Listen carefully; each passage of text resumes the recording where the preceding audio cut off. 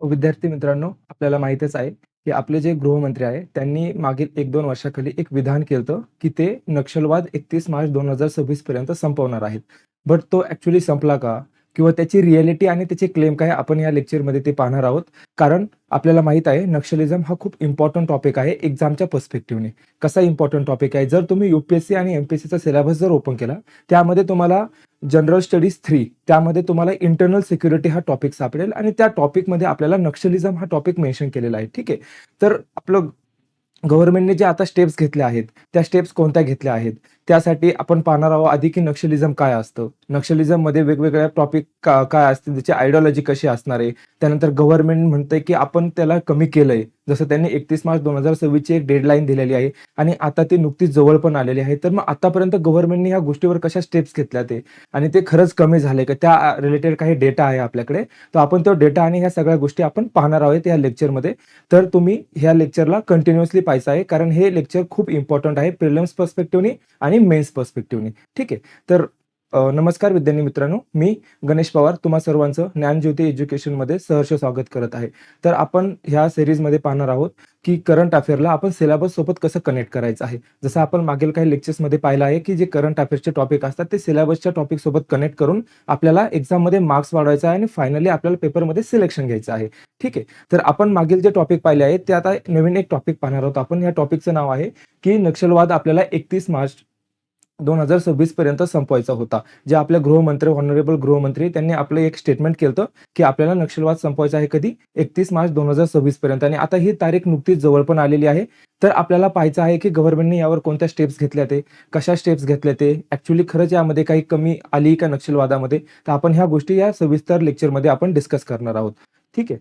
तर आपलं लेक्चरमध्ये आपण पहिलं तर पाहणार आहोत, की एक्झॅक्टली गव्हर्नमेंटचं स्टेटमेंट काय होतं. तर गव्हर्नमेंटने काय केलं होतं, की मागचे 1-2 वर्षाखाली एक स्टेटमेंट केलं होतं, की आम्ही 31 मार्च 2026 ला आपण संपवणार आहोत नक्षलवाद किंवा त्याच्या ज्या ॲक्टिव्हिटी त्या खूप कमी करणार आहे. त्यासाठी गव्हर्नमेंटने मागच्या 1-2 वर्षापासून खूप सारे नक्षलवादी अगेन्स्ट कारवाई केल्या आहेत. ते खूप साऱ्या लोकांनी तर समर्पण पण केलेलं आहे. तुम्ही भरपूर वेळा न्यूजमध्ये वाचत असाल.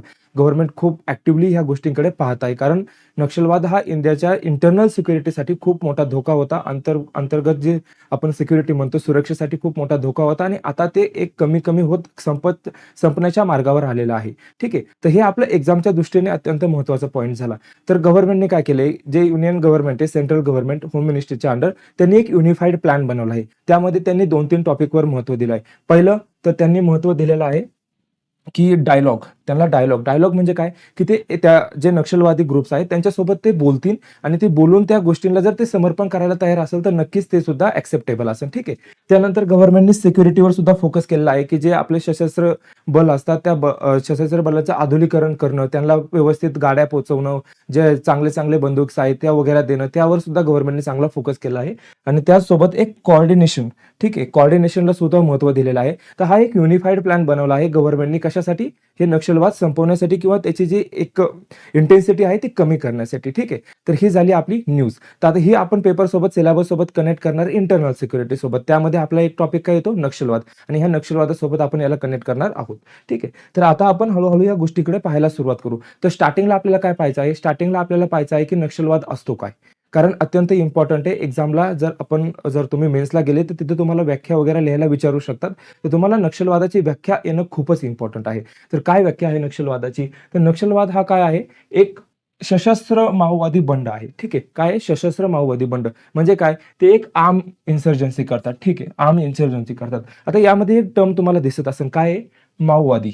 माओवादी काय असतं? हे आपल्याला आधीच समजून घ्यायचंय. तर माओवाद ही एक प्रकारचं काय साम्यवादाचा प्रकार आहे. ज्यामध्ये काय केलं जातं, की व्हायोलेंट पद्धतीने गव्हर्नमेंटला पदावरून काढलं जातं आणि ते त्यांचं एक पॅरलल गव्हर्नमेंट इस्टॅब्लिश करतात. का? कारण ते गव्हर्नमेंट सोबत नाखुश असतात त्यामुळे. तर आपल्याला माओवाद आणि हे माओवादाची जी कॉन्सेप्ट आहे, हा कुठून ओरिजिन झालेला आहे? तर हा एक साम्यवादाचा प्रकार आहे, हे तर मी तुम्हाला सांगितलं. पण याची जी टीचिंग्स आहे, ती माओ जेडॉंगकडून येते. ठीक आहे. जे चायनाचे जे पॉलिटिकल लीडर होते, तर माओ जेडॉंग यांच्याकडून याची टीचिंग येते आणि हेच प्रिन्सिपल आहे नक्षलवादाच्या बेसिससाठीचा. ठीक आहे. तर आपल्याला ही गोष्ट कळणं अत्यंत महत्त्वाचं आहे. त्यानंतर याचा उद्दिष्ट काय आहे? तर ते गनिमी कावाचा वापर करतात. ठीक आहे. त्याला आपण गोरिल्ला वॉरफेअर पण म्हणतो आणि त्यांचं असं म्हणणं आहे, की आम्ही गनिमी कावाचा वापर करून ते सरकारला पदावरून उलथून टाकतील. ठीक आहे. तर आपल्याला नक्षलवादाच्या डेफिनेशनमध्ये 2-3 पॉइंटकडे लक्ष द्यायचं आहे. पहिला पॉइंट काय असेल, तर त्याचं एक असेल बेसिक प्रिन्सिपल, तो कशावर बेस असेल, माओवादी पॉइंट्सवर बेस असेल, प्रिन्सिपल्सवर बेस असेल. आणि दुसरं काय असणार आहे, की गनिमी कावा, ते गनिमी कावाचा किंवा गोरिल्ला वॉरफेअरचा वापर करून सरकारला काढून टाकतील. जर आपण हीच डेफिनेशन इंग्लिशमध्ये पाहिलं तर ती कशी असणार आहे, लेफ्ट विंग एक्स्ट्रीमिझम किंवा त्याला आपण काय म्हणतो, नक्षलवाद म्हणतो. It is a Maoist insurgency that seeks to overthrow state through the guerrilla warfare. म्हणजे काय, की गोरिल्ला वॉरफेअरचा वापर करून स्टेटला त्यांच्या पदावरून किंवा तिथून काढून टाकणे. ठीक आहे. आणि त्यासाठी कोणाचा यूज करतात, ते प्रिन्सिपल्सचा यूज करतात, ज्या प्रिन्सिपल्सला आपण म्हणतो माओवादी प्रिन्सिपल्स. आणि यासाठी ते कोणता पद्धत यूज करतात, ते ती यूज करतात, ते त्याला म्हणतो आपण सशस्त्र बंड. ठीक आहे. तर सशस्त्र बंड ही पद्धत ते यूज करतात. तर आता याचा ओरिजिन कसा झाला, आपण पाहिलं की याची व्याख्या काय आहे, नक्षलवाद काय असतं याची व्याख्या आपण पाहून घेतली. पण आता ही गोष्ट भारतात स्टार्ट कशी झाली, कुठून ओरिजिन झाला ह्या सगळ्या गोष्टींचा, तर आपल्याला एक गोष्ट माहित असणं इम्पॉर्टंट आहे. याचा ओरिजिन झाला 1967 पासून. ठीक आहे. 1967 पासून याचा ओरिजिन झाला. आणि याचा ओरिजिन कुठून झाला, तर एक नक्षलबारी नावाचं व्हिलेज आहे. कुठं, पश्चिम बंगालमध्ये. ठीक आहे. पश्चिम बंगालमध्ये एक नक्षलबारी नावाचं व्हिलेज आहे. तिथून 1967 साली कुठं ना कुठं नक्षलवादाची एक सुरुवात समजली जाते. कारण तिथं एक त्यांनी शेतकऱ्यांनी एक विरोध प्रदर्शन चालू केले, कोणाच्या अगेन्स्ट, जमीनदारांच्या शोषणाच्या विरोधात. ठीक आहे. आणि ह्या विरोध प्रदर्शनाला जे लीड करणारे होते ते चारू मुजुमदार नावाचे एक सीपीआयचे लीडर होते. आणि तिथूनच कुठं ना कुठं नक्षलवादाचा एक बेस धरला जातो. ठीक आहे. तर आपल्याला नक्षलवादाची एक पार्श्वभूमी माहित असणं अत्यंत इम्पॉर्टंट आहे. त्यानंतर पुढचा पॉइंट आहे ते म्हणजे विचारसरणी किंवा आयडिओलॉजी. मी जसं तुम्हाला सांगितलं की नक्षलवादाची विचारसरणी म्हणजे काय आहे, ते एक माओइस्ट प्रिन्सिपलला फॉलो करतात. ठीक आहे. तर तुम्हाला हे माहित असणं इम्पॉर्टंट आहे की ते कोणत्या प्रिन्सिपल्सला फॉलो करतात, माओइस्ट प्रिन्सिपल्सला. ठीक आहे. माओइस्ट प्रिन्सिपल्सला फॉलो करतात, प्रिन्सिपल्सला. ठीक आहे. माओइस्ट प्रिन्सिपल्सला ते फॉलो करतात. बट यामध्ये आपल्याला अजून एक इम्पॉर्टंट माहिती आहे की त्याची आयडिओलॉजीचा बेस काय आहे. तर त्या नक्षलवादाच्या आयडिओलॉजीची जी मुळे आहेत ती कशामध्ये डेव्हलप आहे, सोशो इकॉनॉमिक इनइक्वेलिटी. म्हणजे काय, सामाजिक आर्थिक विषमता. कारण सामाजिक आणि आर्थिक विषमता असलेल्या लोकांनाच नक्षलवादामध्ये जाणं भाग पडतं. ठीक आहे. तर त्यामुळे काय होतं की सोशो इकॉनॉमिक म्हणजे काय, एक सामाजिकमध्ये त्यांना मूलभूत गरजा, त्यांच्या मूलभूत सुविधा नाही भेटत आहे. त्यांना आर्थिकमध्ये त्यांना ना एम्प्लॉयमेंट भेटते, ना त्यांना रोजगार भेटतोय, ना त्यांना बाकीच्या इन्कम, वेल्थ ह्या सगळ्या सोर्सेसमध्ये त्यांना इश्यू येतात आहे. तर त्यामुळं ते लोक इझिली नक्षलवादाकडे जाऊन प्रभावित होऊ शकतात. ठीक आहे. तर हे कुठं ना कुठं एक त्याचा बेस समजला जातो. दुसरं म्हणजे काय, अगेन मी तसं सांगितलं तुम्हाला, माओवादी तत्व. तर माओवादी प्रिन्सिपलने पण ते प्रेरित असतात. ठीक आहे. माओवादी प्रिन्सिपल्सने पण ते प्रेरित असतात. आणि ऐतिहासिक दृष्ट्या नक्षलवादाने देशातील सर्वात दुर्गम, अविकसित आणि आदिवासी बहुल प्रदेशांवर परिणाम केलेला आहे. तर हा नक्षलवाद आपल्याला कुठं कुठं दिसतो. जर तुम्ही नक्षलवादाचा जर मॅप पाहिला तर ते कुठून कुठून स्टार्ट होतो, तर तुम्हाला माहिती असेल, आपण त्याला म्हणतो एक पशुपती टू तिरुपती. ठीक आहे. म्हणजे काय, ते नेपाळपासून पूर्ण इंडियाचा एक इकडचा ईस्टचा पार्ट पूर्ण छोटा नागपूर प्लॅटो पासून पूर्ण आपल्याला आंध्र प्रदेश पर्यंत दिसतो.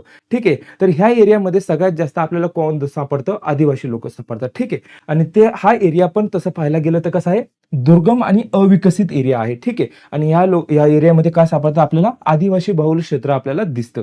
तर त्यामुळं माओइस्ट किंवा जे आपण म्हणतो नक्षलवाद हा एरियामध्ये जास्त आढळतो. ठीक आहे. तर आपल्याला आयडिओलॉजी किंवा त्याची विचारसरणी काय आहे हे इम्पॉर्टंट आहे. तर यामध्ये दोन गोष्टी इम्पॉर्टंट आहे. पहिलं म्हणजे की ते माओइस्ट प्रिन्सिपलने इन्फ्लुएन्स असतील.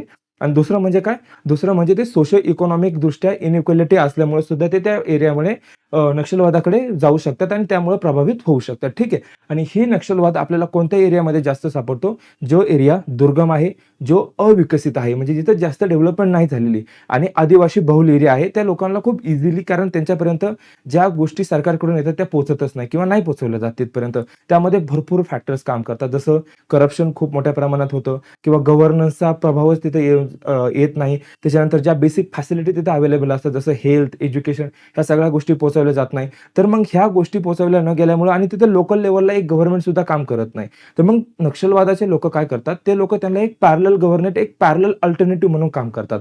आणि मग त्या ठिकाणी लोकांचा हा देशाप्रतीचा किंवा तिथल्या ज्या लोकल गव्हर्नन्स आहे त्याच्यावरचा जो विश्वास आहे तो कमी होतो आणि कुठं ना कुठं त्यांच्यामध्ये एक अविश्वासाची दरी वाढते. आणि ही दरी वाढल्यामुळे त्या लोकांचा विश्वास जातो नक्षलवाद्यांकडे आणि त्यामुळं त्यांना जास्त बळ भेटतं. तर हा एक कुठं ना कुठं त्यांच्या आयडिओलॉजीचा पण भाग आहे. त्यामुळे आपल्याला काही पॅरामीटर्सवर काम करणं इम्पॉर्टंट आहे. ठीक आहे.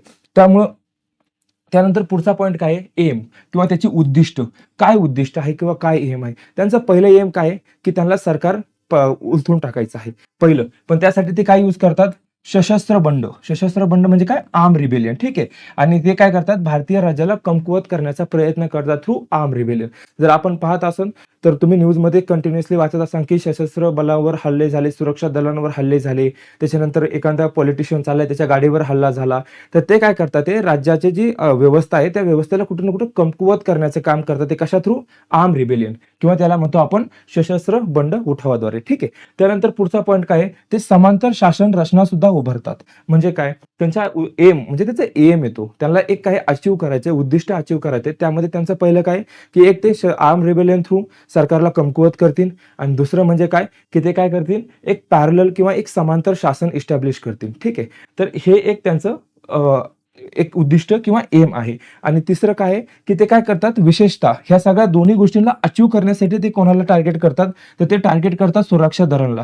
त्याच्यानंतर एक सार्वजनिक पायाभूत सुविधा असतात त्यांना टार्गेट करतात आणि लोकशाही संस्था आहे यांना लक्ष केले जाते त्यांच्याकडून. ठीक आहे. तर जर त्यांना ह्या गोष्टी अचीव्ह करायच्या असेल, फॉर एक्झाम्पल ते ज्या लोकशाही संस्था आहे, ज्या स्थानिक लोकशाही संस्था यांच्यावर अटॅक का करतात? कारण ते लोकांमध्ये कुठे ना कुठे अविश्वास तयार करतात आणि त्या जेणेकरून जे लोकशाही संस्था जी त्या स्थानिक ठिकाणची तिच्यावर अविश्वास पैदा झाला की मग ते काय करतील? लोक त्या नक्षलवाद्यांवर विश्वास ठेवायला चालू करतील आणि ते कुठं ना कुठं सक्सेसफुल होतील त्यांचं एक समांतर किंवा एक पॅरलल गव्हर्नमेंट इस्टॅब्लिश करण्यासाठी एखाद्या नक्षलित एरियामध्ये. ठीक आहे. तर हे त्यांचं एक उद्दिष्ट असतं. त्यासाठी सुरक्षा दलांवर पण ते हल्ले करतात आणि सार्वजनिक पायाभूत सुविधा त्यांना भेटू नये यासाठी पण ते त्या गोष्टींमध्ये कार्यरत राहतात. कारण जर एखाद्या डेव्हलप एरिया नाहीये आणि त्या ठिकाणी जर त्यांना आपण सुरक्षा प्रोव्हाइड करतोय, आपण त्याला पायाभूत सुविधा ज्या आवश्यक असतात एखाद्या व्यक्तीसाठी, ज्यामध्ये health, education, infrastructure, road, network and all आपण सगळं प्रोव्हाइड करतोय आणि त्यासोबत आपण त्यांना काही लोकल गव्हर्नन्स पण अवेलेबल करून देतोय. तर मग अशा ठिकाणी कोणीही नक्षलवाद्यांना सपोर्ट करणार आहे? कोणी करणार नाही. पण ह्या गोष्टी ते तिथपर्यंत पोहोचूनच देत नाही. जेणेकरून काय होईल? लोकांमध्ये आणि गव्हर्नमेंटमध्ये एक डेफिसिट तयार होतो, एक त्रुटी आणि एक मोठी विषमताचा दरी तयार होते आणि त्यामुळे काय होणार आहे? त्यामुळे त्या लोकांना इझी होतं की त्यांचा इन्फ्लुअन्स लोकांमध्ये बनवण्यासाठी. ठीक आहे. तर हे त्यांचे काही एम्स आहेत. तर आपल्याला एम्स पण लक्षात असणं इम्पॉर्टंट आहे. पेपरला एक मोठीशी टिप्पणी किंवा हे करण्यासाठी येऊ शकतं. तर आपल्याला प्रत्येक गोष्टीकडे लक्ष देणं अत्यंत इम्पॉर्टंट आहे. ठीक आहे. त्यानंतर पुढचं काय आहे? तर रेड कॉरिडॉर. जसं मी तुम्हाला बोललो होतो की मी एक वाक्य वापरलं होतं मागच्या पॉइंटमध्ये की पशुपती टू तिरुपती. तर हा काय आहे? एक रेड कॉरिडॉर आहे. जर आपण रेड कॉरिडॉरची हे पाहिलं तुम्ही, तर हे बघा हा जो मॅप आहे, ह्या मॅपवर तुम्हाला दिसेल की इथून इथपर्यंत, ठीक आहे, इथून इथपर्यंत हा जो पॉइंट आहे याला आपण म्हणतो रेड कॉरिडॉर. ठीक आहे. याला काय म्हणतो? Red corridor. ठीक आहे. याला काय म्हणतो आपण? Red corridor. याच्यामध्ये मोर दॅन 17 स्टेट्स पडतात. या म्हणजे एवढ्या स्टेट्समध्ये ऍक्च्युली नक्षलवाद प्रभाव झालेला आहे. बट मेजर स्टेट्स आहे ते तुम्हाला यामध्ये दिसून येतील आणि याला म्हटलं जातं पशुपती टू तिरुपती. ठीक आहे. कारण नेपाळमधून पण त्याची कुठं ना कुठं मूळ दिसतात आणि तिरुपतीपर्यंत म्हणजे आंध्र प्रदेशपर्यंत पण ह्या गोष्टी दिसतात. ठीक आहे. तर हा झाला आपला भारताचा रेड कॉरिडॉर. तर त्यामध्ये काय कोणते कोणते राज्य येतात ते पण इम्पॉर्टंट आहे.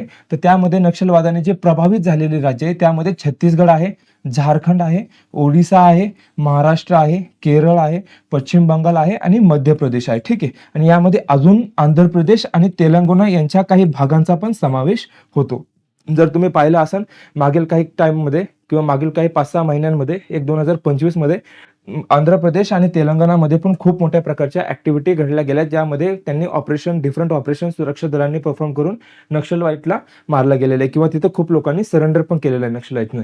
ठीक आहे. तर तुम्हाला याच राज्यांची माहिती असणं इम्पॉर्टंट आहे. आणि यात तुम्ही जर एक गोष्ट ऑब्झर्व केली असेल तर एक ऑब्झर्व करण्यासारखी काय गोष्ट ऑब्झर्व करण्यासारखी हे पहा तुम्ही. एक छत्तीसगड, झारखंड, ओडिसा, महाराष्ट्र, पश्चिम बंगाल, मध्य प्रदेश यांमध्ये आपल्याला खूप सारी खनिजे सापडतात. यापैकी मॅक्सिमम राज्य ही छोटा नागपूरचा पार्ट आहे. ठीक आहे. छोटा नागपूर प्लॅटू. ठीक आहे. छोटा नागपूर प्लॅटूचा पार्ट आहे. छोटा नागपूर प्लॅटूचा किंवा जे आपण म्हणतो ना छोटा नागपूर प्लॅटूचं पठार, तर त्याचा पार्ट आहे. म्हणजे इथं खनिजं मोठ्या प्रमाणात आहे. खनिजं मोठ्या प्रमाणात असून सुद्धा ह्या एरियामध्ये नक्षलवाद का म्हणजे वाढला गेला? तर आपल्याला याची काही कारणे आहेत ते आपण पुढील येणाऱ्या लेक्चरमध्ये पाहणार आहोत. पण एक गोष्ट ऑब्झर्व करण्यासारखी आहे. तुम्ही जर ऑब्झर्व केली असेल तर नक्कीच मेन्शन करा. ठीक आहे. त्यानंतर आपण आता पुढचा इम्पॉर्टंट पॉईंट पाहणार आहोत.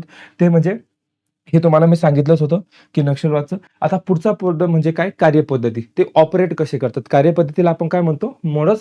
ऑपरेंडी, ठीक आहे, किंवा ते आपण म्हणतो कार्यपद्धती. तर कार्यपद्धती काय त्यांची, जसं मी तुम्हाला सांगितलं काय ते व्हायोलंट पद्धतीने गव्हर्नमेंटला उचलून टाकण्याचा प्रयत्न करतात. तर त्यांच्यामध्ये सशस्त्र हिंसा हे समाविष्ट आहे त्यांच्या कार्यपद्धतीमध्ये. हिंसा करणं त्यांच्या कार्यपद्धतीचा एक भाग आहे.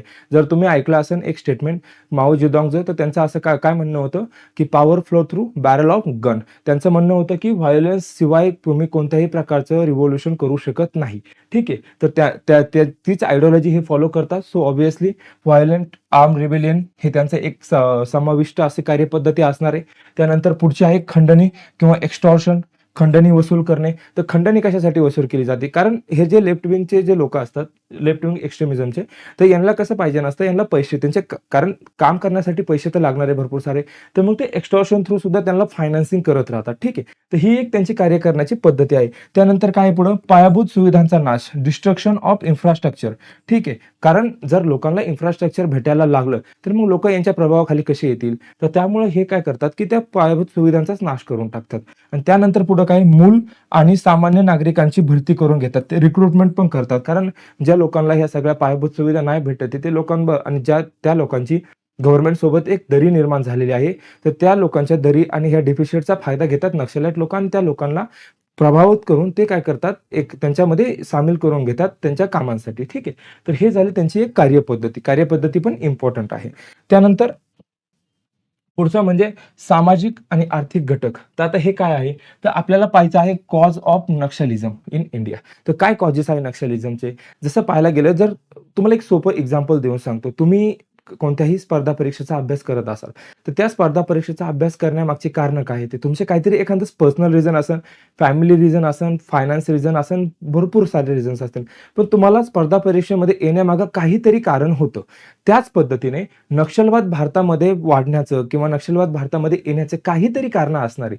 त्याशिवाय कोणतीही गोष्ट कारणाविनिमय होत नाही. तर आपल्याला हे महत्त्वाचं आहे, की याच्या मागची कारणं काय? जर नक्षलवाद आहे, ठीक आहे. पण त्याच्या मागे कारणं काय? कोणत्या गोष्टींनी नक्षलवाद वाढायला मदत केली किंवा कोणत्या गोष्टी कारणीभूत होत्या नक्षलवाद वाढवण्यासाठी? तर त्यातलं पहिलं कारण जे आपण पाहतोय, ते पहिलं कारण कोणतं आहे? सामाजिक आणि आर्थिक घटक. याला आपण म्हणतो सोशो इकॉनॉमिक फॅक्टर्स. सामाजिक आणि आर्थिक घटक म्हणजे काय? Socio economic factors. मग यामध्ये काय-काय फॅक्टर्स काम करत होते? काही सामाजिक असेल आणि काही आर्थिक असतील. हे आपण दोन्हीही या गोष्टीमध्ये पाहणार आहोत. तर पहिली काय आहे? मूलभूत नागरी सुविधा नसलेल्या भागात नक्षलवादाचा प्रचार. बरोबर आहे. का?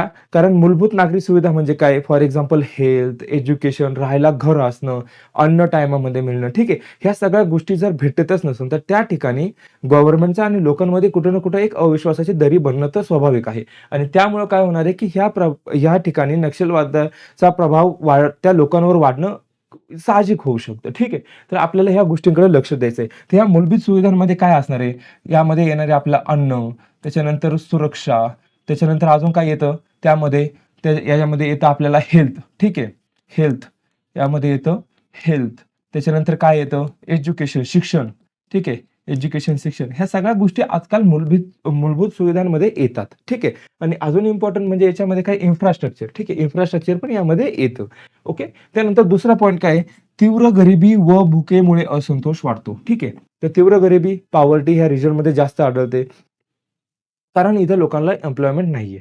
एम्प्लॉयमेंटचे साधनं अवेलेबल नाही आणि इथे जे लोकं राहतात, ते मॅक्सिमम लोकं कोण असतात? आदिवासी लोकं असतात. तर त्यामुळं त्यांना पुन्हा एम्प्लॉयमेंटचा इश्यू येतो आणि त्यांना जर एम्प्लॉयमेंटचा इश्यू असेल, तर तिथं गरिबी असणं स्वाभाविकची गोष्ट आहे आणि गरिबी असेल, तर मग पुन्हा त्यांना खाण्याचे पण वांदे होतात. तर त्यामुळं काय होतं, की त्यांच्यावर जे नक्षलवादी लोकं त्यांना प्रोव्हाईड करू शकतात ह्या सगळ्या गोष्टी पॅरलली आणि त्यामुळं त्यांना आपलं हे नक्षलवादाच्या प्रभावाअंडर जाणं होऊ शकतं. त्यानंतर पुढचं आहे, की खनिज समृद्ध राज्ये. मी मागच्या पॉइंटमध्ये तुम्हाला बोललो होतो. छत्तीसगड, झारखंड, ओडिसा, त्यानंतर थोडासा खालचा पार्ट, हे सगळे जे आहेत राज्य, तर इथे काय आहे? खनिज समृद्ध राज्य. खनिज समृद्ध राज्य असून सुद्धा लोकं मात्र अत्यंत गरीब आणि शोषित आहे. तर याच्या मागची कारणे काय? तर जेव्हा गव्हर्नमेंट काय करतं, तिथं खनिजे वगैरेसाठी कंपनीला जागा देतं, तर तिथं जमिनीचं अधिग्रहण केलं जातं आणि जेव्हा जमिनीचं अधिग्रहण केलं जातं, तर त्यांना जो हवा तसा मोबदला दिला जात नाही. ठीक आहे. आणि त्यांना जो मोबदला दिला जातो, ते खूप कमी असतो. आणि दुसरं म्हणजे काय, की त्यांची जंगल आणि जमीन हा त्यांचा नॉर्मलचा प्रिन्सिपल असतो. तुम्ही जर त्यांच्या बेसिक गोष्टी त्यांच्याकडून काढून घेता येते, कुठे ना कुठे ते नक्षलवाद्याच्या अंडर इन्फ्लुअन्स होऊ शकतात. ठीक आहे. आणि दुसरं म्हणजे काय, जर तुम्ही त्यांची जमीन काढून घेतली आणि त्यांना एक थोडाफार जरी मोबदला दिलाय, तर तुम्ही त्यांचं रिहॅबिलिटेशन, त्यांना दुसरी कुठं बसवताय व्यवस्थित, त्यांना तिथे सगळ्या सुविधा भेटतात का नाही, ह्या सगळ्या गोष्टी पाहणं सुद्धा तेवढंच इम्पोर्टंट आहे. पण ह्या सगळ्या गोष्टींकडे दुर्लक्ष केलं जातं आणि त्यामुळं हे लोकं नक्षलवादाच्या प्रभावाखाली नक्कीच येऊ शकतात. ठीक आहे. तर यामुळं इथलचा एरिया हा अत्यंत गरीब आणि कसा असणार आहे, शोषित राहणारच आहे. ठीक आहे. त्यानंतर जमीनदार व प्रशासनाकडून दुर्लक्ष व शोषण. तर त्या ठिकाणचे जे काही आधी आधी जमीनदार असायचे आणि आता जे प्रशासन आहे तिथं करप्शन मोठ्या प्रमाणात होतं. तिथं गव्हर्नरला सुविधा भेटत नाही लोकांना तिथं खालच्या लेव्हलला. तर त्यामुळे सुद्धा गव्हर्नमेंटच्या अगेन्स्ट किंवा ते त्याचं जे शोषित वर्ग आहे, जो शोषण करणारा वर्ग आहे त्यांच्या अगेन्स्ट कुठे ना कुठे एक मोठी असंतोषाची लाट आपल्याला दिसून येईल आणि त्यामुळे पुन्हा सुद्धा ते नक्षलवादाच्या प्रभावाखाली नक्कीच जाऊ शकतात. आणि त्यानंतर आरोग्य आणि शिक्षणासारख्या मूलभूत गरजांपासून वंचित. कोणत्याही व्यक्तीला जर तुम्ही हेल्थ म्हणजे आरोग्य आणि शिक्षण दिलं, एज्युकेशन दिलं, तर तो व्यक्ती कधीही चुकीच्या वळणावर जाऊ शकत नाही. ठीक आहे. तर आपल्याला काय करायचं होतं, तिथं त्यांना ते गोष्टी देणं इम्पॉर्टंट होतं, बट त्यांना ह्या गरजा वंचित राहिले. त्यांना ह्या गरजा नाही भेटल्या. त्या वंचित राहिले ह्या गरजांपासून. ठीक आहे. तर त्यामुळं काय झालं, की जे लोकं शिकलेले नसतात, तर त्यांना थोडंसं इझिली लोकं इन्फ्लुअन्स करू शकतात. फॉर एक्झाम्पल नक्षलाईट एरियातले लोकं त्यांना त्या गोष्टींना इन्फ्लुअन्स करू शकतात. तुम्ही आमच्यासोबत या, आम्ही तुम्हाला या सगळ्या गोष्टी देतो. ठीक आहे. कारण गव्हर्नमेंटकडून तर त्यांना काही अपेक्षा राहिली आहे नाही. तर त्यामुळं पण हा पॉइंट महत्त्वाचा आहे. तर आपल्याला काही गोष्टींकडे लक्ष देणं आहे. सामाजिक आणि आर्थिक घटक. तर याच्यामध्ये काही भाग आहे. तुम्हाला हे सगळे पॉइंट व्यवस्थितरित्या अभ्यासायचे आहेत. कारण पेपरला तुम्हाला जर विचारलं कॉजेस ऑफ नक्षलिझम किंवा त्याच्या मागची कारणे कोणती होती, तर तुम्हाला त्यामध्ये ह्या पॉइंटमध्ये हे उत्तर लिहिता येणं अपेक्षित आहे. ठीक आहे. त्यानंतर पुढचा पॉइंट काय आहे? तर पुढचा पॉइंट आहे सत्ताधारी वर्गाकडून शोषण. तर सत्ताधारी वर्ग कोणता झाला? तर तिथं असतं आदिवासी समुदाय सर्वाधिक वंचित आणि असुरक्षित असतो. ठीक आहे.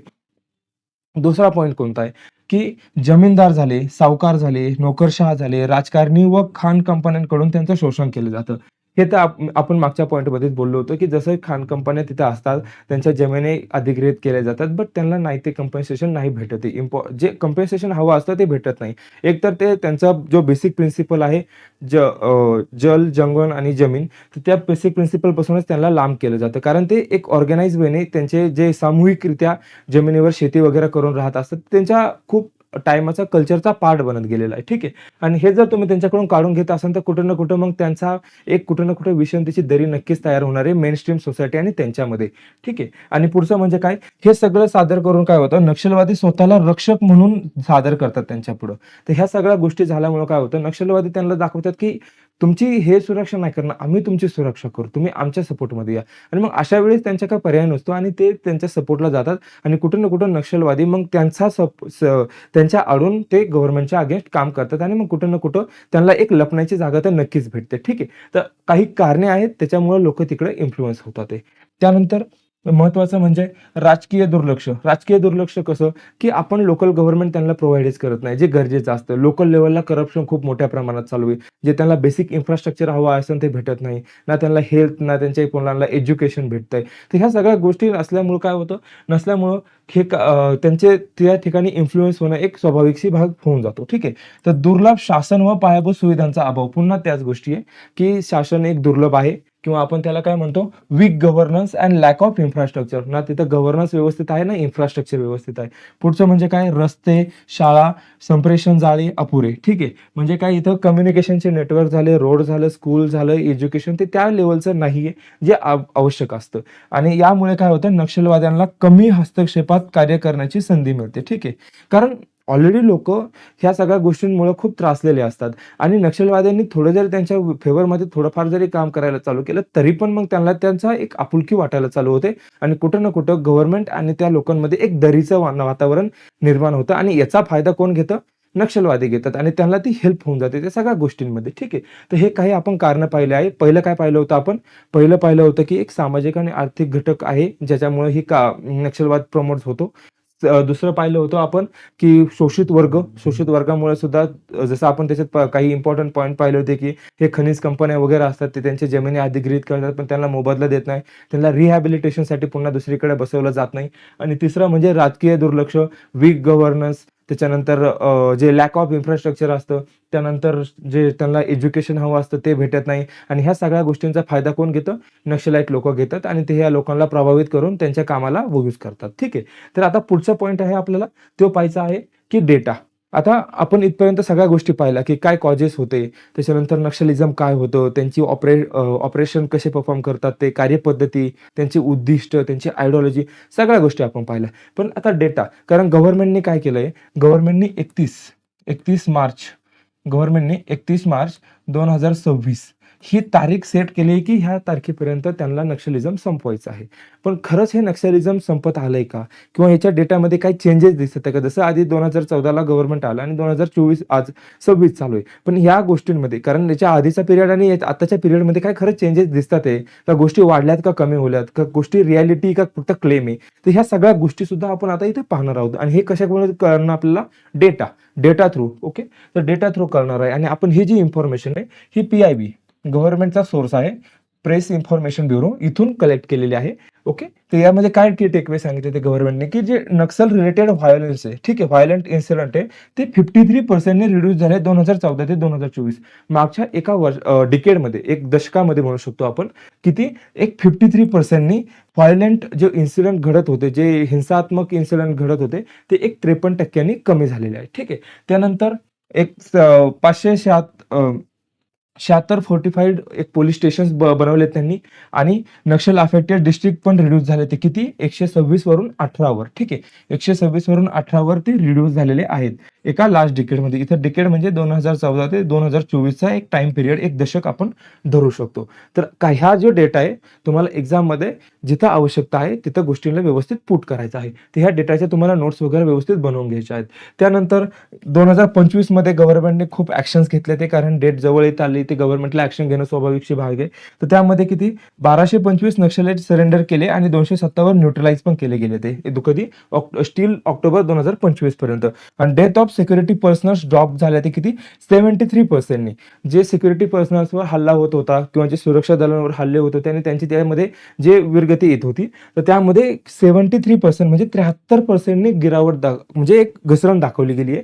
आणि सिव्हिलियन फॅसिलिटीज ज्या फॅसिलिटीज आहे त्या पण 70% रिड्यूस झाल्या. तर ठीक आहे. म्हणजे त्यावर जे अटॅक व्हायचे, ज्या सुरक्षा बलांवर अटॅक व्हायचे, सुरक्षा बलांवर होणारे अटॅक हे 73% कमी झाले ते आणि 70% सिव्हिल फॅसिलिटीजवर होणारे अटॅक पण कमी झाले. ते ठीक आहे. तर ह्या सगळ्या डेटा आहे तुम्हाला व्यवस्थितरित्या नोट करून घ्यायचा आहे आणि एक्झामला जिथं आवश्यक आहे तिथं पुट करायचं आहे. ठीक आहे, यूज करायचा आहे. त्यानंतर हेच अगेन तुम्हाला व्यवस्थितरित्या टेबल फॉर्मॅटमध्ये पण मी दाखवलंय की जो डिक्लाइन झालाय, गव्हर्नमेंटने जे क्लेम केले डिक्लाइनचा, तर ते नक्षलाइट व्हायलन्स आहे ओव्हर लास्ट डिकेड म्हणजे इथं अगेन आपल्याला 2014 ते 2024चा एक पिरियड, 2014 ते 2024चा एक पिरियड आहे, त्यामध्ये हे कमी झाल्याचं दाखवतंय. ते कितीनं डिक्रीज झालंय. ठीक आहे. डिक्रीज कितीनं झालंय हे पण आपल्याला इम्पॉर्टंट आहे. तर तुम्हाला जसं म्हटलं मी व्हायोलंट इन्सिडेंट, तर हे जे व्हायोलंट इन्सिडेंट होत होते ते आधी एवढे व्हायचे आणि नंतर एका 10 दशकामध्ये कमी झाले. तर ते किती कमी झाले? 53% कमी झाले. आपण हा डेटा मागच्या स्लाइडवर पण पाहिला होता. त्यानंतर सिक्युरिटी पर्सनलच्या ज्या डेथ व्हायच्या, तर त्या कितीनं कमी झाल्या? ते एक 73% कमी झाल्या ते मागच्या दशकामध्ये. आणि सिव्हिलियन डेथ किती कमी झाल्या? ते एक 70% कमी झाले ते. तर तुम्हाला ह्या सगळ्या गोष्टींची लक्षात ठेवायची काही गरज नाहीये. तुम्हाला फक्त हे सगळ्या गोष्टी आणि याच्यासोबत मागच्या एका दशकामध्ये किती चेंजेस झाले, ते कितीने रिड्यूस झाले, ते ऑलमोस्ट 70 आणि 53 खूप मोठा फरक जाणवतो आपल्याला की 2004 ते 2014 ते 2014 ते 2025 ह्या गॅपमध्ये खूप मोठा फरक जाणवतो आपल्याला. गव्हर्नमेंटने कुठं ना कुठं खूप मोठी ऍक्शन घेतलेली पण आपल्याला दिसून येते. ठीक आहे. ठीक आहे. आणि हे जे 2025 मध्ये गव्हर्नमेंटने काही की अचीव्हमेंट्स आहे गव्हर्नमेंटच्या 2025च्या, तर त्यापैकी काय पहिली की त्यांनी पहिली अचीव्हमेंट म्हणजे 270 न्यूट्रलाइज केलते नक्षलिस्ट. त्यानंतर त्यामध्ये 1225 लोकांनी सरेंडर पण केलं त्या टायमाला. ओके. त्यानंतर हे काही ऍक्शन्स घेतल्या गेले, ते इलिमिनेट वगैरे केले गेले. त्याच्यानंतर इथे एक इम्पॉर्टंट पॉईंट आहे तुम्हाला लक्षात ठेवायचं आहे, operation black forest. Operation black forest. ठीक आहे. तर हे कशासाठी यूज केलं होतं? कोणाच्या अगेन्स्ट यूज केलं होतं? नक्सलाइटच्या. पेपरला सिंपलचा क्वेश्चन येऊ शकतो. जे ऑपरेशन ब्लॅक फॉरेस्ट आहे हे कोणाच्या अगेन्स्ट परफॉर्म केलं गेलं आणि तिथे भरपूर सारे ऑप्शन्स येऊ शकतात. जसं ड्रग्सच्या अगेन्स्ट, जसं किडनॅपिंग, त्याच्यानंतर सर्च अँड रेस्क्यूच्या अगेन्स्ट केलं गेलं आणि नक्सलाइटच्या. तर ते नक्सलिझमच्या रिलेटेड हा पॉईंट आहे. आपल्याला हे पण लक्षात ठेवायचं आहे. त्यानंतर मे 2025 मध्ये काही ॲक्शन घेतली गेली आणि ऑक्टोबर 2025 मध्ये पण ॲक्शन घेतली गेली. तर 2025 हे इम्पॉर्टंट इयर आहे आणि एक लँडमार्क इयर ठरतं नक्षलिझमचा एक सिग्निफिकंट डिक्लाइन दाखवण्यासाठी. ठीक आहे. ओके. त्यानंतर आता आपल्याला पुढची पॉईंट पाहिजे ते काय आहे, की डिक्लाइन झाला. ठीक आहे. आपण एवढा मोठा डेटा पाहिला, की एका ठिकाणी दाखवलं गेलं, की जे व्हायलंट इन्सिडेंट आहे 53% कमी झाले. जे सिक्युरिटी पर्सनलच्या किंवा सुरक्षा दलांच्या ज्या डेथ होत होत्या, त्याच्यामध्ये पण त्यांनी तकरीबन 73 च्या आसपास दाखवला डेटा आणि सिव्हिलियन डेथमध्ये पण त्यांनी 70% ने रिड्यूस झाला. भरपूर मोठा डिक्लाइन दाखवला गेलाय. पण ते डिक्लाइन होण्यामागची कारणं काय ते? हे आपल्याला पाहणं पण तेवढंच इम्पॉर्टंट आहे, की हा डिक्लाइन होतो तो कशामुळे झाला? कारण गव्हर्नमेंटने काही ना काही स्टेप्स घेतले असतील, गव्हर्नमेंटच्या काहीतरी मोठ्या पॉलिसीज असतील आणि त्या पॉलिसी कुठं ना कुठं व्यवस्थितरित्या इम्प्लिमेंट झाल्या, कुठं ना कुठं व्यवस्थितरित्या त्याची अंमलबजावणी झाली, म्हणून आज हा डिक्लाइन आपल्याला दिसून येतो. तर मग त्या पॉलिसीज कोणत्या होत्या आणि त्याच्यामध्ये एक्झॅक्टली गव्हर्नमेंटने कोणती स्ट्रॅटेजी किंवा कोणतं धोरण यूज केलं, तर आपल्याला हे समजून घ्यायचं आहे. पेपरला यावर पण भरपूर वेळा क्वेश्चन विचारतात. इव्हन आपल्या इंटरव्ह्यूमध्ये सुद्धा याच्यावर क्वेश्चन विचारले जाऊ शकतात. ठीक आहे. तर यामध्ये गव्हर्नमेंटचं जे रिझन आहे, डिक्लाइन होण्यामागचं जे रिझन आहे नक्षलिझमचं, ते रिझन्स काय होते? तर त्यामध्ये गव्हर्नमेंटने एक मल्टी प्रोलॉन्ग काउंटर जे आपण म्हणतो नक्षलवादाच्या विरुद्धची एक स्ट्रॅटेजी यूज करते. मल्टी प्रोलॉन्ग म्हणजे काय? गव्हर्नमेंटने मल्टिपल एरियामध्ये काम केलं गेलं. जसं कोणत्या-कोणत्या एरियामध्ये काम केलं होतं? तर पहिलं काम केलं होतं सिक्युरिटी. सिक्युरिटी म्हणजे सुरक्षा. सुरक्षावर पण बल दिलं होतं. ठीक आहे. त्यासोबत कशावर बल दिलं होतं? डेव्हलपमेंटवर. ठीक आहे. कारण गव्हर्नमेंट जनरली 2 प्रकारची स्ट्रॅटेजी यूज करतं. एक सॉफ्ट स्ट्रॅटेजी आणि एक हार्ड स्ट्रॅटेजी. सॉफ्ट म्हणजे काय? आम्ही डेव्हलपमेंट करू. आम्ही कम्युनिटी एंगेजमेंट वाढवू. आम्ही तुम्हाला हवं ते मदत करायला तयार होऊ. तुम्हाला लोकल गव्हर्नमेंट देऊ. Whatever you want. आम्ही तुम्हाला सगळं द्यायचा प्रयत्न करू, जे दिलं जाऊ शकतं. आणि दुसरं म्हणजे काय? हार्ड स्ट्रॅटेजी म्हणजे काय? हे सगळं देऊन सुद्धा जर कोणी ऐकायला तयार नसेल, तरी पण ते सुरक्षा बलांना टार्गेट करत असतील, तरी पण ते सिव्हिलियन जे इनोसंट लोक आहेत त्यांना मारायचा प्रयत्न करत असतील, तरी ते आपलं इन्फ्रास्ट्रक्चर आहे त्याला ब्रेक करायचा प्रयत्न करतं. अशा ठिकाणी मात्र त्यांना हार्ड ट्रीटमेंट पण केली जाते. ज्यामध्ये मग गव्हर्नमेंट ॲक्शन पण घेतं. ठीक आहे. तर ही जी मल्टी प्रोन स्ट्रॅटेजी आहे याच्यामध्ये आपण सॉफ्ट आणि हार्ड स्ट्रॅटेजी दोन्ही पण पाहतो. तर त्यामध्ये सिक्युरिटी हा येतो हार्ड एरिया आणि डेव्हलपमेंट आणि कम्युनिटी एंगेजमेंट. ठीक आहे. कम्युनिटी एंगेजमेंट हा येतो सॉफ्ट एरिया. तर गव्हर्नमेंटने ही जी मल्टी प्रोन स्ट्रॅटेजी याच्यामध्ये 3 एरियामध्ये काम केलंय. सिक्युरिटीमध्ये काम केलंय. दुसरं कशामध्ये काम केलंय? दुसरं काम केलंय त्यांनी डेव्हलपमेंटमध्ये आणि तिसरं काम केलंय त्यांनी कम्युनिटी आउटरीच किंवा कारण काय होतं, की जेव्हा विषमतेची दरी होती, तेव्हा आपल्याला एक काम असतं, की आपण त्या लोकांशी जाऊन भेटणं, बोलणं, त्यांना एक विश्वासाचे अनुभव करून देणं, हे खूप इम्पोर्टंट असतं. कारण ह्या सगळ्या गोष्टींचा फायदा घेऊन नक्षलाईट त्यांच्या मनामध्ये घर करतात. तर ह्या गोष्टीसुद्धा गव्हर्नमेंटने इम्पोर्टंट ठरवल्या आहेत आणि आता आपण एक-एक पॉइंटला व्यवस्थितरित्या पाहणार आहे, की गव्हर्नमेंटने ज्या स्ट्रॅटेजी केल्या आहेत, त्या स्ट्रॅटेजींनी कशी मदत केली, की हे जे नक्षलवाद आहे, हे कमी व्हायला सुरुवात झाली. ठीक आहे. तर नक्षलवादाच्या ऱ्हासाची कारणे. ठीक आहे. काय कारण आहे? पहिलं म्हणजे काय? सुरक्षा यंत्रणांची मजबूती. सुरक्षा यंत्रणेची मजबूती. त्याला आपण इंग्लिशमध्ये म्हणतो स्ट्रेंथन द सिक्युरिटी आर्किटेक्चर. सुरक्षा यंत्रणेची मजबूतीमध्ये गव्हर्नमेंटने कोणत्या-कोणत्या स्टेप्स घेतल्या? सिक्युरिटीमध्ये तर पहिली स्टेप घेतली समाधान स्ट्रॅटेजी. आता ही समाधान स्ट्रॅटेजी काय आहे? ठीक आहे. तर ही समाधान स्ट्रॅटेजी एक शॉर्ट टर्म आणि लाँग टर्म उपायांचा समन्वय करून नक्षलवादी विरोधात एकात्मक धोरण. काही शॉर्ट टर्म्स गोल असतील, काही लाँग टर्म्स गोल असतील. तर गव्हर्नमेंट त्याला व्यवस्थित मॉनिटर करून आणि त्या पद्धतीने नक्षलवाद विरुद्ध एकात्मिक धोरण म्हणून याला पुढे आणलं गेलेलं आहे. ठीक आहे. तर आता आपण याच्यामध्ये समाधान स्ट्रॅटेजी तर पाहिली, काही एक शॉर्ट टर्म आणि लाँग टर्म आहे. पण हे समाधान स्ट्रॅटेजीचे काही इम्पोर्टंट पॉइंट आहे. हे त्याचे काही कॉम्पोनंट किंवा काही इम्पोर्टंट पॉइंट आहे. आपल्याला ते पण पाहणं इम्पोर्टंट आहे. तर यामध्ये समाधान म्हणजे काय? तर याचं जर तुम्ही इनिशियल पाहिलं, तर हे ॲक्चुअली समाधानचं फुल फॉर्म बनवतो. ठीक आहे. तर आपल्याला काय पाहायचं आहे? समाधानमधला जो यस आहे तो स्मार्ट लीडरशिपला इंडिकेट करतो. त्यामध्ये इफेक्टिव्ह आणि व्हिजनरी लीडरशिप असणं इम्पॉर्टंट आहे. कारण आपण काय म्हटलंय, की हे शॉर्ट टर्म आणि लाँग टर्म गोष्टी आहे. यांचा एक समन्वय करून आपण एक एकात्मिक धोरण बनवलं आहे आणि त्याच्या थ्रू आपल्याला नक्षलवाद कमी करायचा आहे. तर त्यासाठी ही समाधान स्ट्रॅटेजी आहे. तर त्यामधला पहिला पॉइंट काय येतो? पहिला पॉइंट येतो आपल्याला एक स्मार्ट लीडरशिपची गरज आहे. कारण एक इफेक्टिव्ह आणि व्हिजनरी लीडरशिपच त्या गोष्टींना समन्वय करून त्या विरोधात काम करू शकते. त्यानंतर पुढचा आहे अग्रेसिव्ह स्ट्रॅटेजी. अग्रेसिव्ह स्ट्रॅटेजी कशासाठी असेल? एक प्रोडक्टिव्ह आणि असर्टिव्ह टॅक्टिक्स असते जी. ठीक आहे. त्यानंतर पुढचं काय असेल? मोटिव्हेशन आणि ट्रेनिंग. मोटिव्हेशन आणि ट्रेनिंग. जी सुरक्षा दल आहे त्यांना मोटिव्हेशन आणि ट्रेनिंग पण त्या तितक्याच गरजेची असणं इम्पॉर्टंट आहे. तर ते काय होतं त्यामध्ये त्यांची स्किल आणि मॉरल्स पण एन्हान्स केला जातो. त्यानंतर पुढे येतं ॲक्शनेबल इंटेलिजन्स. ॲक्शनेबल इंटेलिजन्समध्ये काय येतं? Timely and relevant information. Time to time सगळ्या गोष्टींची इन्फॉर्मेशन भेटणं इम्पॉर्टंट आहे.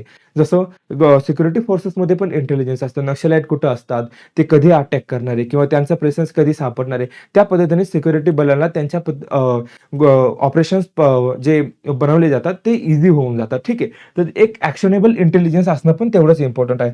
त्यासोबत काय आहे? Dashboard monitoring, real time performance tracking. म्हणजे जे सुरक्षा बलं परफॉर्मन्स दाखवतात, तर त्यांची रिअल टाईम ट्रॅकिंग होणं पण तेवढंच इम्पॉर्टंट आहे. त्यानंतर काय आहे? Harnessing technology utilising the advance tool. तर जी टेक्नॉलॉजी मार्केटमध्ये अवेलेबल आहे त्याचा यूज करून कसं आपण आपले शॉर्ट टर्म आणि लाँग टर्म हे गोल अचीव्ह करू शकतो थ्रू समाधान स्ट्रॅटेजी, आपण त्याकडे पण लक्ष देणार आहे. टेक्नॉलॉजी सुद्धा इम्पॉर्टंट पॉईंट आहे. आणि त्यानंतर एरिया वाईज ॲक्शन प्लॅन्स.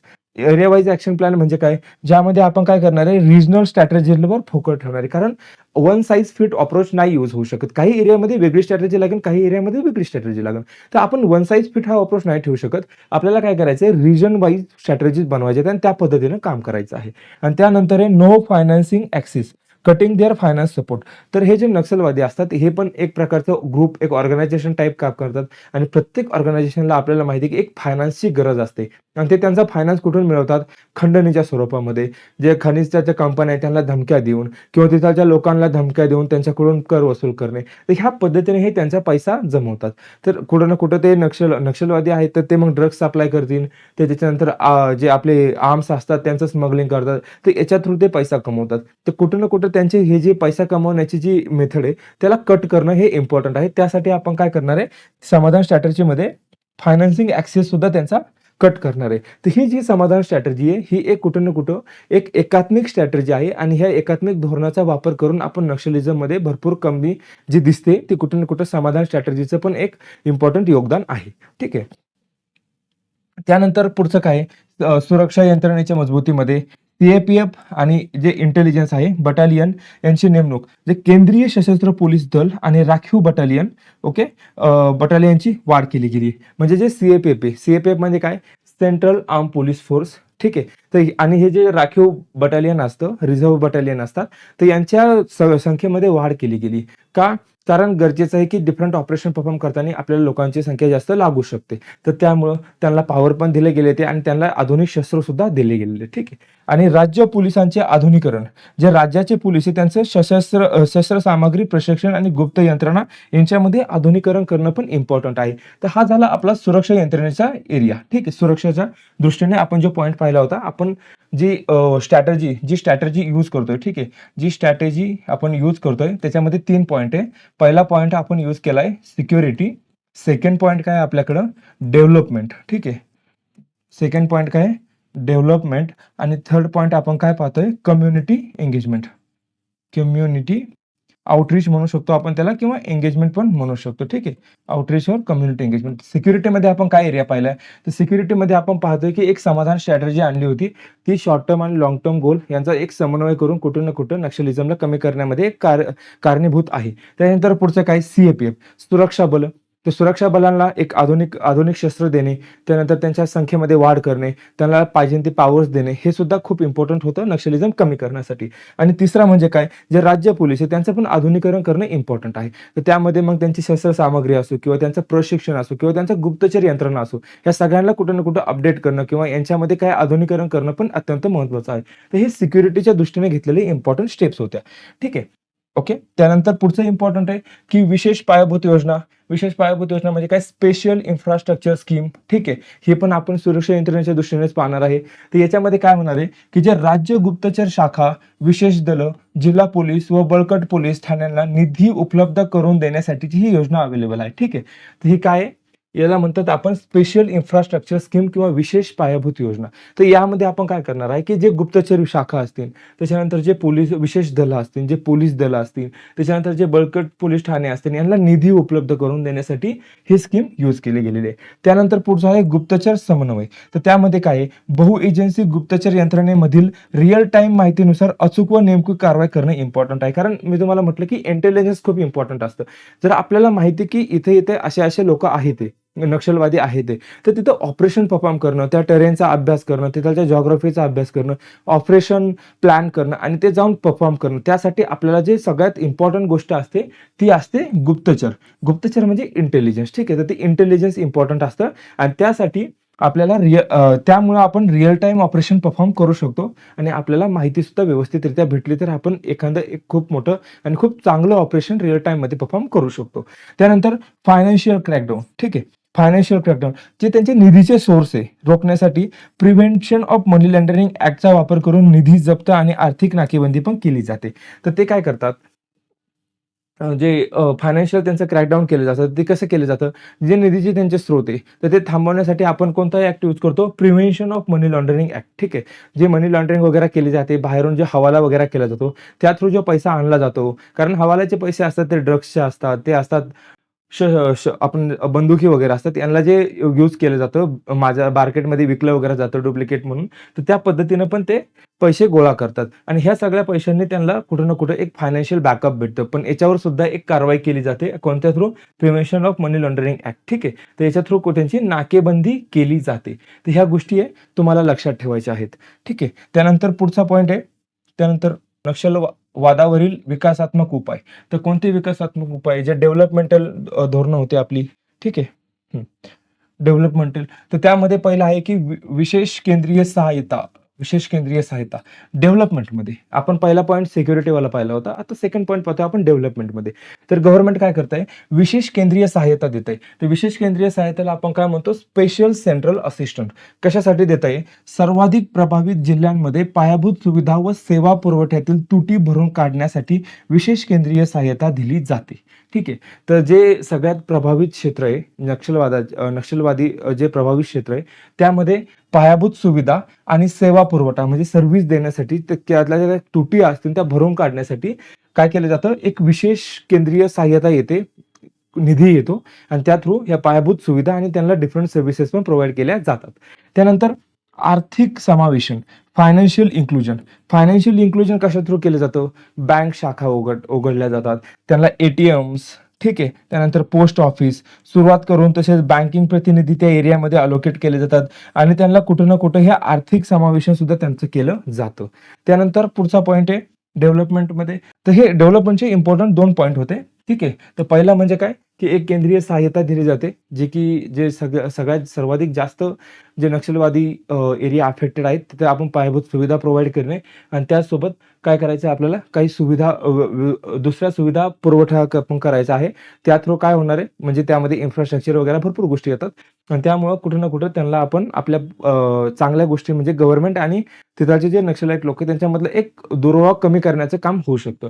आणि दुसरं म्हणजे आर्थिक समावेश, कारण त्यांना जर आपण फायनान्स अवेलेबल करण्याच्या ज्या पद्धती अवेलेबल करून दिल्या तर ते कुठे ना कुठे एक मेनस्ट्रीम लोकांसोबत येऊन जोडू शकतात आणि एक चांगल्या रीतीने आयुष्य जगण्याचा प्रयत्न नक्कीच करू शकतात, ठीक आहे. त्यानंतर पुढचं म्हणजे काय, तर पुढचं आहे कम्युनिटी एंगेजमेंट आणि परसेप्शन मॅनेजमेंट. तर कम्युनिटी एंगेजमेंट किंवा धारणा व्यवस्थापन कसं असतं, कारण नक्षलवाद्यांनी काय केलेलं असतं की तिथं लोकांसोबत कंटिन्युअसली एंगेजमेंट राहतात. ते लोक ते काय करतात, गव्हर्नमेंटच्या अगेन्स्ट त्यांच्या मनामध्ये कुठे ना कुठे विष मिळवण्याचं पण काम करत राहतात. तर त्यामुळं गव्हर्नमेंट आणि जे मेनस्ट्रीम गव्हर्नमेंट आणि जे तिथलचे लोक त्यांच्यामध्ये एक दरी तर नक्कीच तयार होते. तर ही दरी भरण्यासाठी आपल्याला काय करायचं आहे, एक कम्युनिटी एंगेजमेंट किंवा सामुदायिक सहभाग दाखवायचा आहे आणि एक धारणा व्यवस्थापन पण करायचं आहे, म्हणजे एक परसेप्शन मॅनेजमेंट पण आपल्याला करायचं आहे. तर याच्यामध्ये पहिले काय स्टेप असते, नागरिक कृती कार्यक्रम, याला आपण काय म्हणतो, याला म्हणतो सिव्हिक ॲक्शन प्लॅन. तर ह्या सिव्हिक ॲक्शन प्लॅनमध्ये काय केलं जातं, जे सिक्युरिटी फोर्सेस आहेत त्यांना ह्युमनाइज केलं जातं, की हे तुमच्यासाठी आहे, तुमच्या सुरक्षेसाठी आहे, तुमच्या सिक्युरिटीसाठी आहे. त्यांना कुठे ना कुठे एक मानवी चेहरा देण्याचं काम आपण करतो. त्याच्यानंतर स्थानिक लोकांच्या विश्वास आणि स्नेहाचे नाते निर्माण करणे.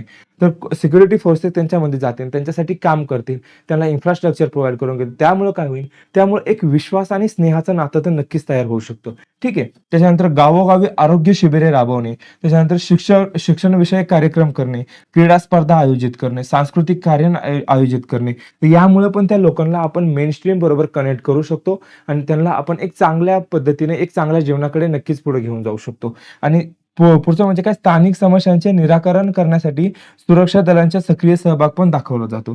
तर हे आपलं झालं त्यांच्या बरोबरची एक एंगेजमेंट. आणि याच्यामुळं आपल्या धारणा जे आपण म्हणतो परसेप्शन मॅनेजमेंट ते सुद्धा ऑटोमॅटिकली होणार आहे. ठीक आहे. तर मग सुरक्षा बलांचं काम काय असतं? सुरक्षा बलांचं काम तिथे सिक्युरिटी प्रोव्हाईड करणं तर आहेच आहे. नक्षलाईटच्या अगेन्स्ट काम करणं आहे. पण त्यासोबत त्यांना काही गोष्टी दिल्या जातात. कोणत्या गोष्टी? तर ते सिक्युरिटी फोर्सेसला एक निगेटिव्ह परसेप्शन जे बनलेलं असतं तिथलच्या लोकांमध्ये, त्याला कुठे ना कुठे आपल्याला एक चांगला चेहरा द्यायचं काम करायचं आहे. आणि ते चांगला चेहरा कसा दिला जाऊ शकतो? की हे सिक्युरिटी फोर्सेस त्यांच्यामध्ये जातील, गप्पा मारतील, बसतील, बोलतील, त्यांच्यासाठी इन्फ्रास्ट्रक्चरची कामं करतील. त्यांना एज्युकेशनची शिबिरं राबवतील, त्यांना अभ्यासाच्या उपक्रमांची माहिती देतील.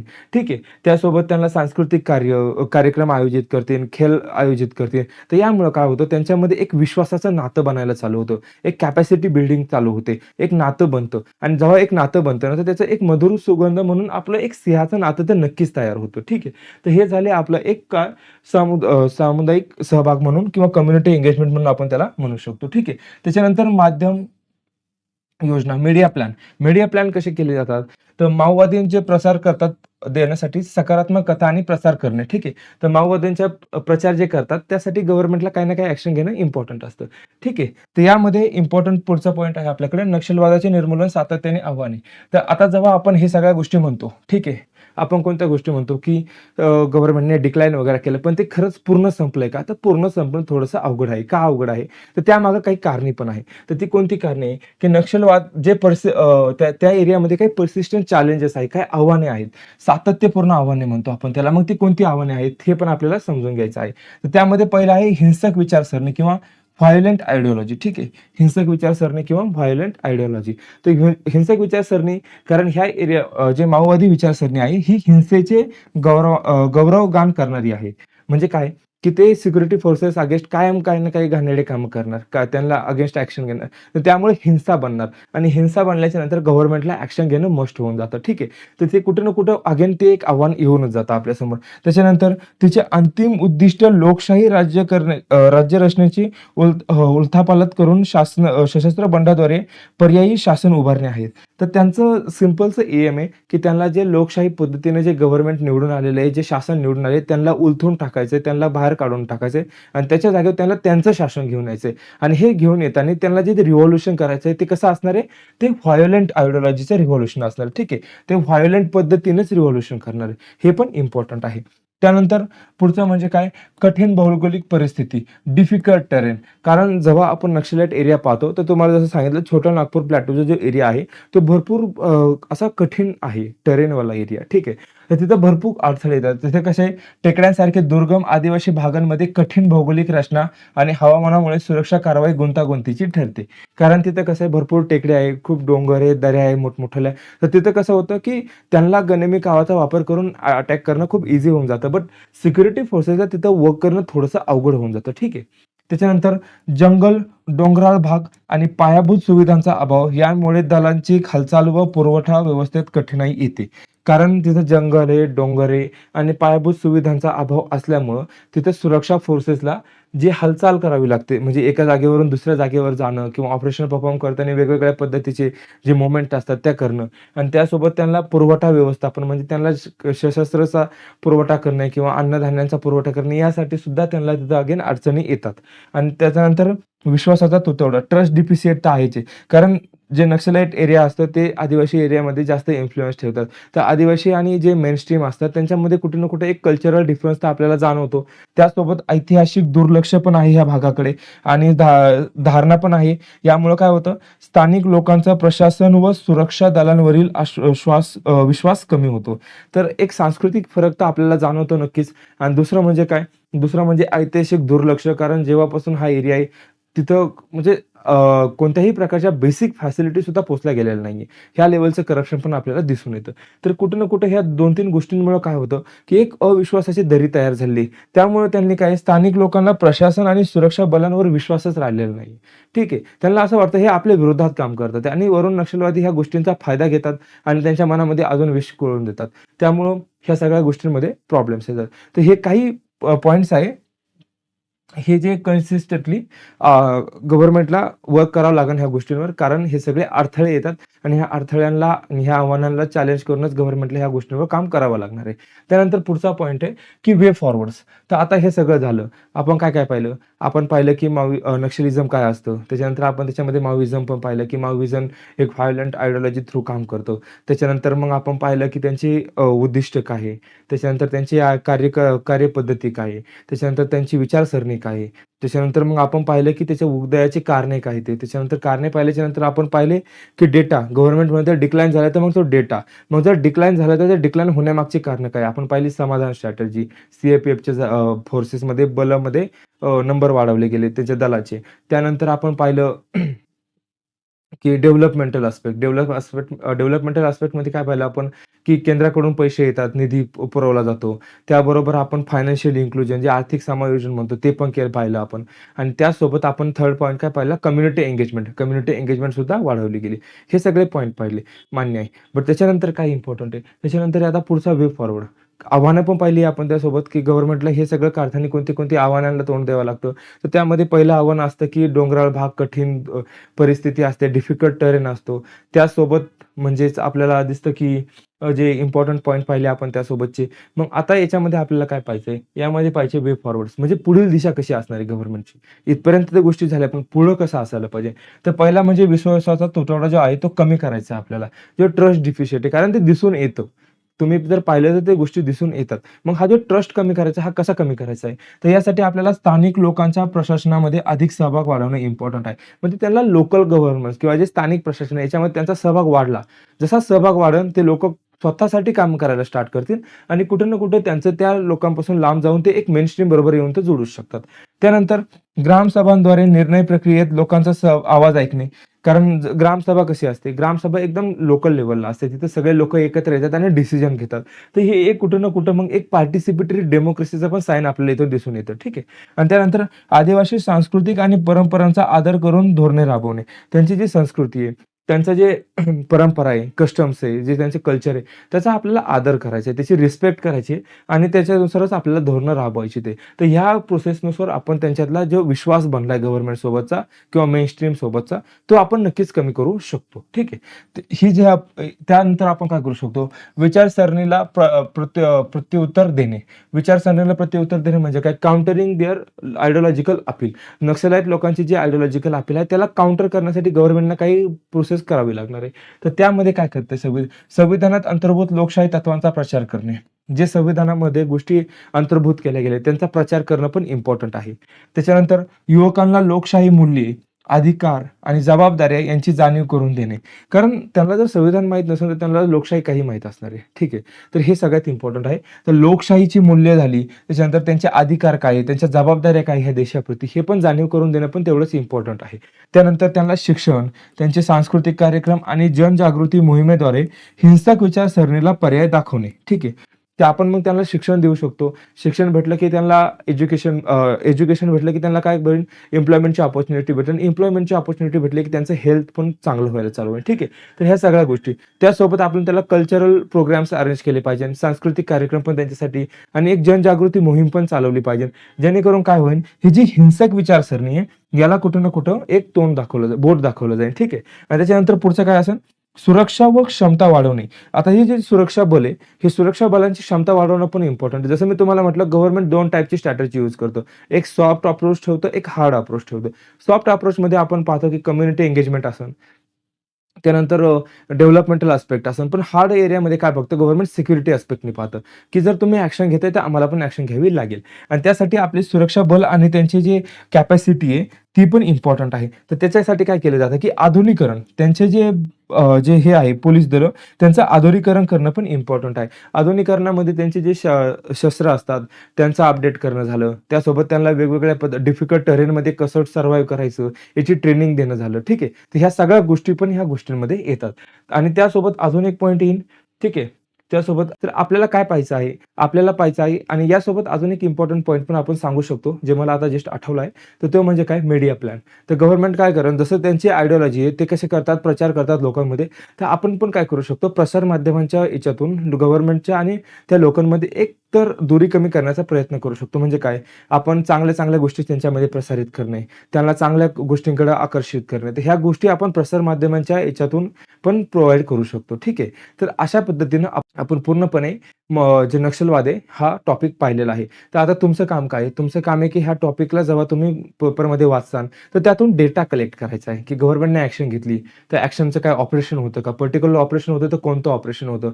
त्यावर आपल्याला वर्क करायचं आहे. आणि आता तुमचं काम असेल की जेव्हा करंट अफेअरमध्ये हा मुद्दा येईल, तर तुम्ही बुकमध्ये जायचंय. जे पण तुम्ही पुस्तक रेफर करताय, त्यामध्ये जाऊन हा टॉपिकला पाहायचंय. ह्या टॉपिकला पाहिल्याच्या नंतर काय होणार आहे, की तुम्हाला त्या गोष्टीला डिटेलमध्ये पाहायचंय. कारण एक्झाममध्ये तुम्हाला हा रायटिंगमध्ये येणार आहे. ठीक आहे. कारण मेन्सला हा टॉपिक येणार आहे आणि जेव्हा तुम्हाला मुख्य परीक्षेमध्ये हा टॉपिक येईल, तर मुख्य परीक्षेमध्ये तुम्हाला ह्या क्वेशनची उत्तरं लिहावी लागतात आणि लिहायची असेल एक 10 ते 15 मार्करचा क्वेशन आला, तर मात्र तिथे तुम्हाला खूप सारं लिहावं लागतं. तर त्यामध्ये तुम्हाला मारणं काय येते, त्याच्याबरोबर तुम्हाला त्याच्यावरचे सोल्युशन्स माहीत पाहिजे, वे फॉरवर्ड्स माहीत पाहिजे, त्याच्यावरचा डेटा तुम्हाला माहीत पाहिजे.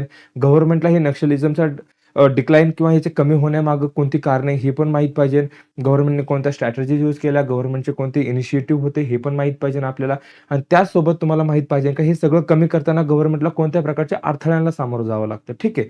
आणि हे खरंच कमी होऊ शकतं का नाही, ह्या सगळ्या गोष्टींना आपण ह्या लेक्चरमध्ये पाहिलेलं आहे आणि तुम्हाला पण हे लेक्चर पाहायचं आहे, व्यवस्थितरित्या पाहायचं आहे, सगळ्या गोष्टींना समजून घ्यायचं आहे आणि त्यानंतर मग तुम्ही काय करणार आहे, तुम्ही जाऊन ह्या गोष्टींच्या नोट्स बनवा आणि व्यवस्थित अभ्यासासाठी प्रिपेअर करा.